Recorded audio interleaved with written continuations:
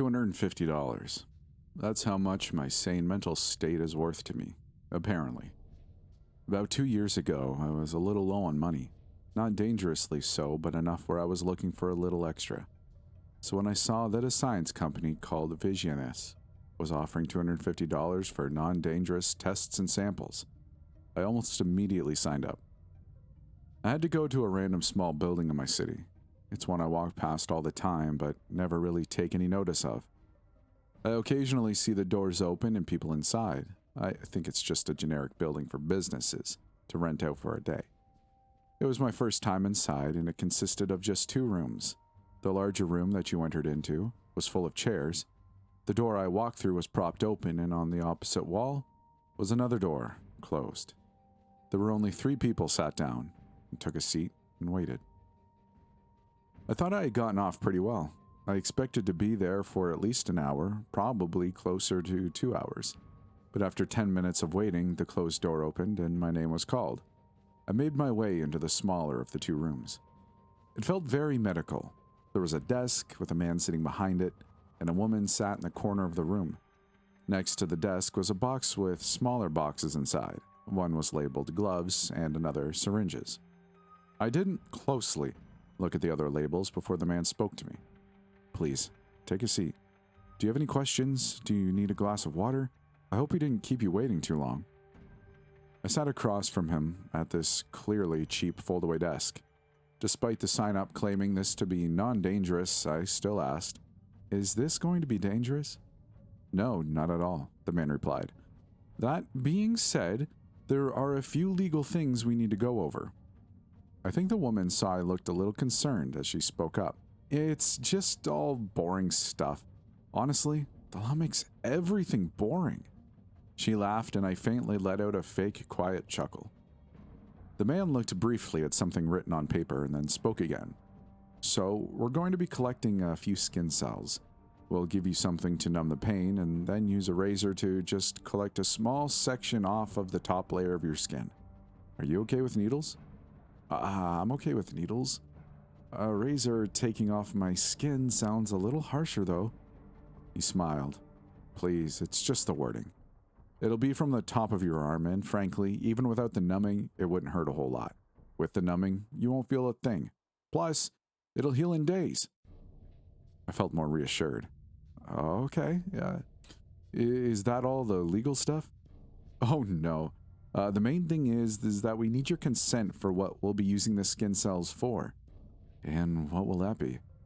"We're experimenting with growing human brains, without using any tissue directly from the brain. We're seeing how we can use different cells to clone entirely different organs." I figured this must be for safer and more common organ transplant surgeries. I wish I had asked what exactly the brains would be used for. Instead, I asked, "Sounds interesting. So, will it be an exact replica of my brain?" "Exactly. Well, maybe. Theoretically, yes. It'll be a brain wired the exact same way as yours. Cloning an organ is usually like taking a blueprint from a computer and rebuilding it." The woman spoke up now. "Except in our case, we aren't taking the exact blueprint for that exact computer. It's more like we're taking a different blueprint from the same library and using it to figure out other blueprints." I was a little confused, but confident enough in my understanding. I think I get it. Because you're not using my actual brain cells, you're using my skin cells to predict what my brain cells are like." "He gets it," the woman said whilst cheering. The man laughed and pretended to celebrate too. The atmosphere had been lifted greatly, and I was given a contract to sign. Within 5 minutes it was over, and I was out with my money. Within an hour, I could feel my arm again, and the area of skin they have shaved off only stung a little. Within a week, it was completely healed. It was as if I had never been there. After that, months went past. A whole year went past. I hardly ever thought about my time donating those skin cells. Once or twice, I told the story to family or friends, and some of them thought it was odd. "How do I know you're not a clone?" was a joke made all too much. A year ago, that is when the thoughts began. Thoughts in my head that were not my own. The thing is, these weren't bad thoughts. They weren't really anything. They were just thoughts that felt separate from mine, but happening in my own head all the same. The thoughts weren't clear. I couldn't make them out. I could just feel my brain faintly working in the background. A feeling I don't quite think I could ever describe in such a way that I could capture it for anyone else. Focusing on the thoughts didn't help, but just hurt. It was like trying to listen to a conversation from across the street with busy traffic between you. A month went by like this. I didn't tell anyone. That's when, for the first time, I could make out one of the thoughts. It was an equation. I could clearly and vividly imagine the equation. I couldn't hear it or see it. These were not external hallucinations. These were clearly thoughts in my own head, foreign thoughts that I could not control. I was not a numbers guy. I didn't know much about math or computing at all.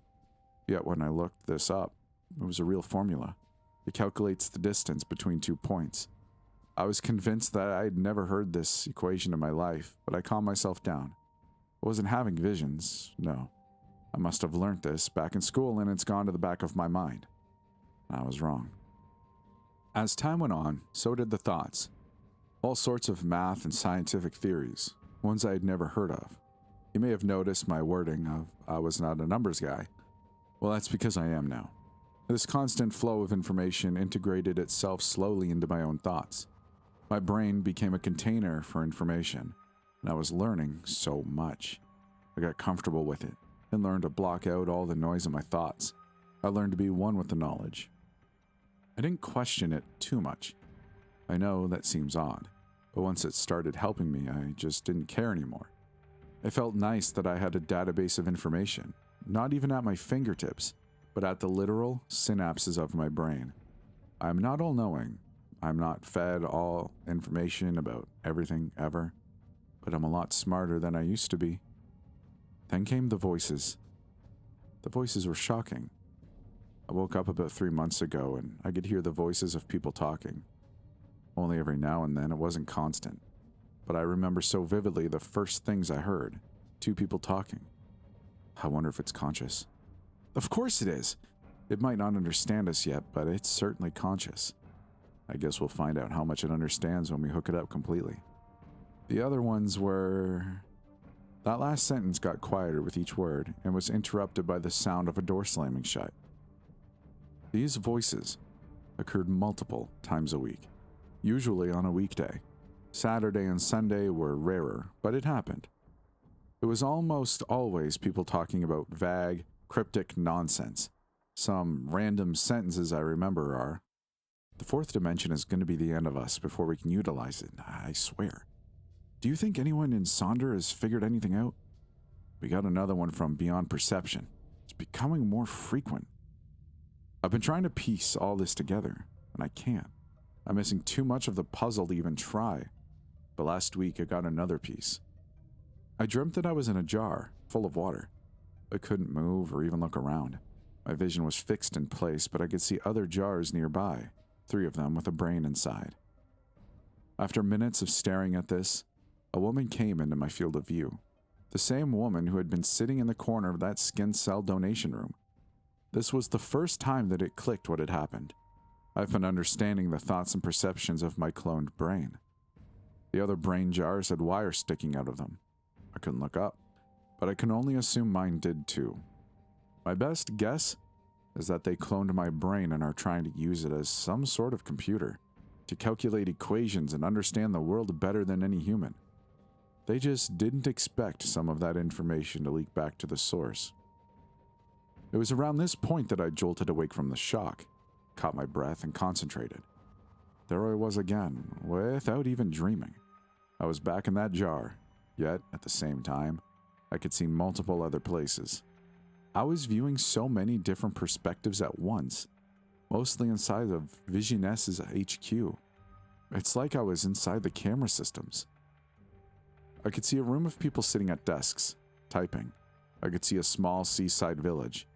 I could see a room that was empty, all apart from a table and a tall gray creature stretched out on top. The creature was cut open with organs spilling out that you wouldn't see in any human or animal. I can see so much whenever I close my eyes.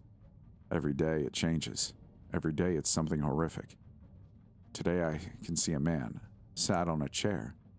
He's just sat, whilst there are bodies on the floor around him, inside out. They have no skin.